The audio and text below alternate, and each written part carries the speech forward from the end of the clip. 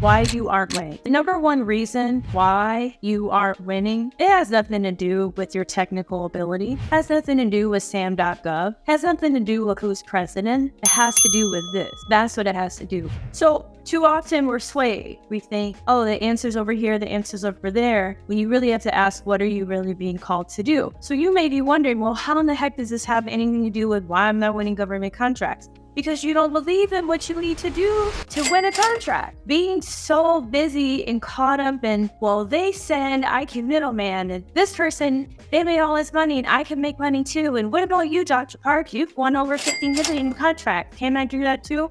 Of course you can, but you have to believe that you can do it. And you have to want to do. That's how people succeed in government contracts. The mechanisms are pretty much the same. Now at the Lockheed Martin level, I mean, they're paying a lot for lobbyists and politicians.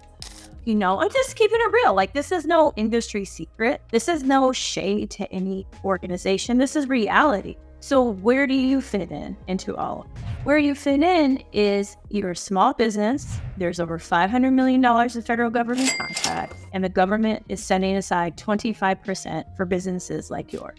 But you can't actualize any of these contracts if you don't believe in it. I did intern at Lockheed Martin EIS many months ago in Orlando, and I had the opportunity to chat with the CEO at the time, and after he retired, I can't begin to imagine how that man thought, but I'm pretty sure he had an abundant mindset, and that's what's key. You may say, well, but Kizzy, you just gave this whole example about Lockheed Martin, other companies paying lobbyists, but I don't do that. But there are things that you can do that are in your control. Reaching out to the SBA, leveraging an Apex, getting a mentor, all of those kinds of things. If the mindset is, oh, this is a struggle, I'm never going to find a contract, it's going to today forever, then that's what you're going to get. So it's to change your mindset. That's what this is all about. This is why y'all aren't winning. This is why you're not winning contracts. I can go through every one of your contracts right here, or your proposals, and explain to you why you will or won't win. How many of you are really going to adjust? Because learning, applying, and adjust. You learn, you apply, and you adjust. That's key.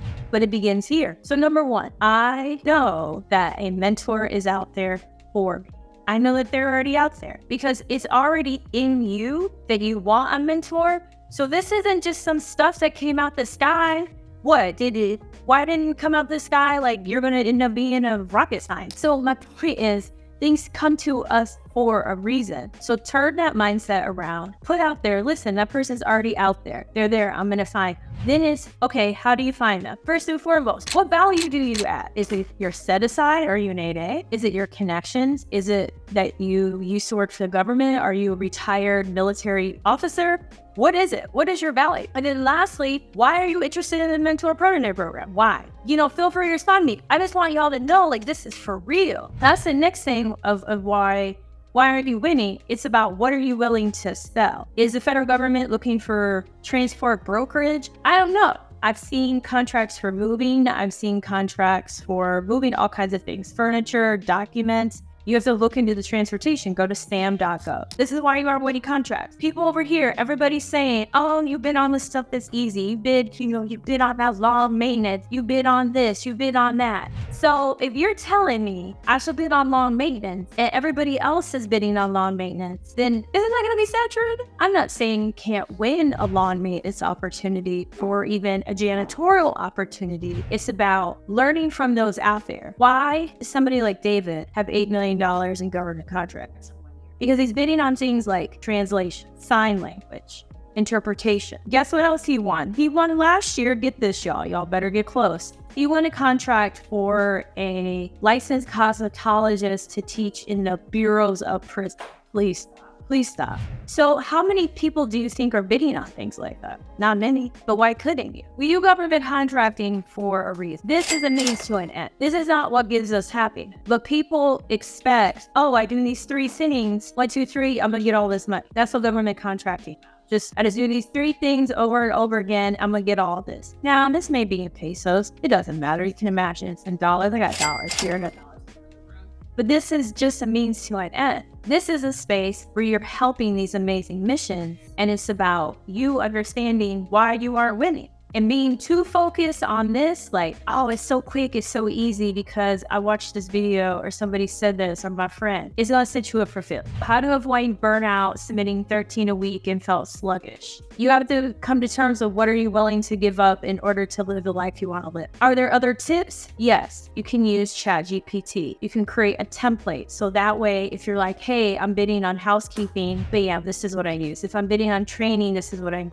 If I'm bidding on Unison, this is what I use. You see what I mean? So there are things that you can do. And the other thing is, and I'll put this out here, people are on high alert. You know, I follow Keith Lee. I love Keith Lee. He does food reviews. He's out of Vegas. And he was saying that he called all of these ice cream food trucks. And he was like, listen, I want to buy out the food truck and then just give out all of the ice cream. And they were like, this is a scam, this is a scam, this is a scam.